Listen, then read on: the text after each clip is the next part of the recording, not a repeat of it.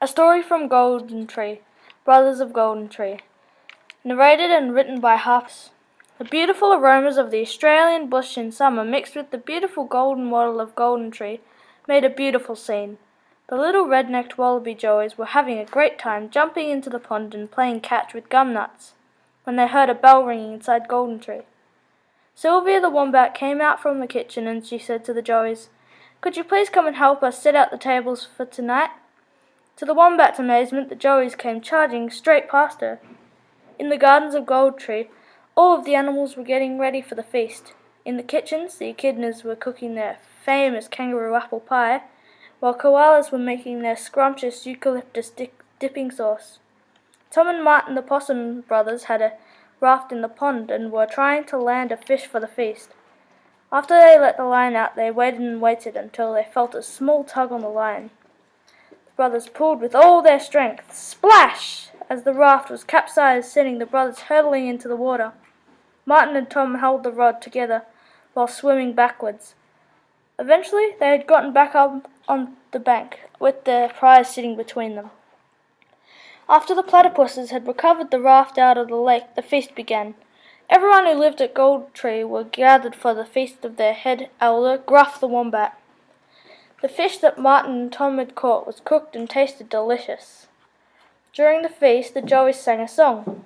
A gum leaf, with a tuft of grass as well. A gum leaf, with a kangaroo apple just so.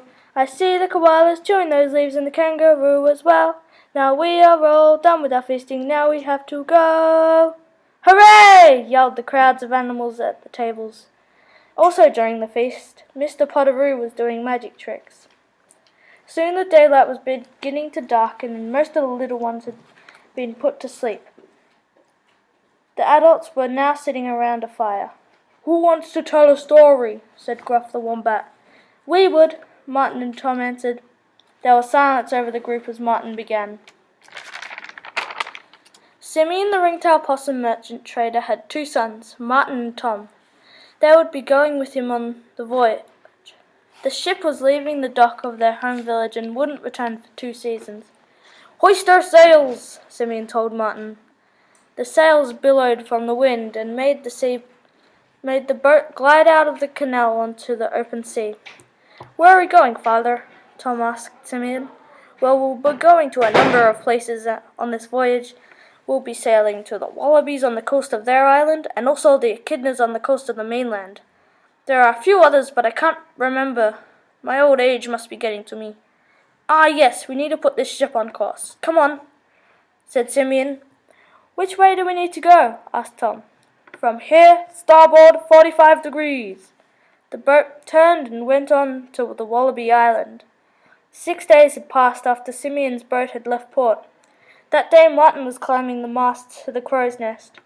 When he reached the crow's nest, he took out his brass telescope. He swept the horizon 4 times before he stopped on something. "Land ho!" yelled Martin as he slid down the mast. Simeon ran up from the cabin and said, "Did someone see land?" "Yes, father," answered Martin. "Out port side." "That is the Wallaby Island," said Simeon. "Father, the wind is picking up," said Tom.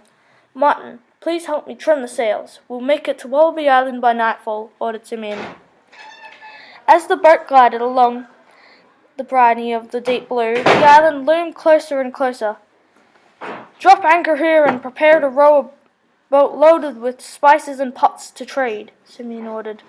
The little rowboat went skimming into the shallows where it bumped into some sand. The 3 hopped out and carrying tow ropes and started wading up onto the beach. Up where the scrub stood, a bell with a sign sitting next to it. "Ring the bell, and I will assist you," read the little sign.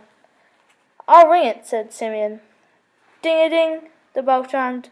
After a little while, a young wallaby came hopping out of the bush. "Name's Apple. Funny name, isn't it? How can I help you?" said the wallaby. "Hello, Apple. My name is Simeon. We have come to do trading with you," Simeon explained. "What you got?" asked Apple. "Come have a look," said Simeon. So Simeon took Apple down to his boat to look at what they had bought. "I like that pot. What's it made of?" asked Apple.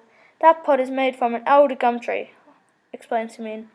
I'll trade you this bag full of kangaroo apples for that bowl, said Apple. Done, exclaimed Simeon. So Simeon and his sons rowed their boat back to the merchant ship. Hoist our sails, boys, ordered Simeon.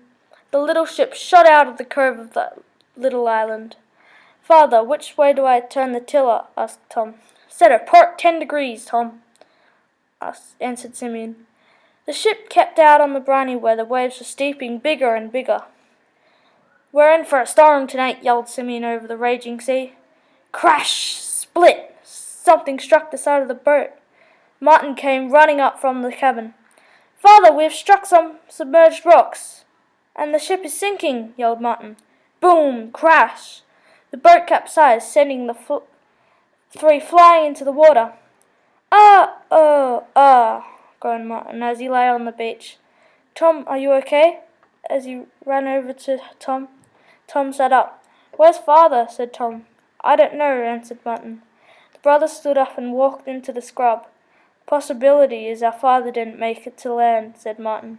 You mean he's dead? Asked Tom. Yes, said Martin. The two possums walked until they found a little path. They decided to follow the path. It ended at a clearing where a giant wattle tree stood. As they walked, they were nearly knocked over by a stampede of joeys. Sorry we knocked you over, the joeys all said. We forgive you, but where do you all live? Said Martin. We all live in that tree. It's called Golden Tree, said the joeys. Could we live there? Tom asked. Yes, that would be great, answered the joeys. So Martin and Tom, as you know, lived at Gold Tree, and are still there to this very day, finished Martin and Tom. Hooray! Yelled all the creatures round the campfire.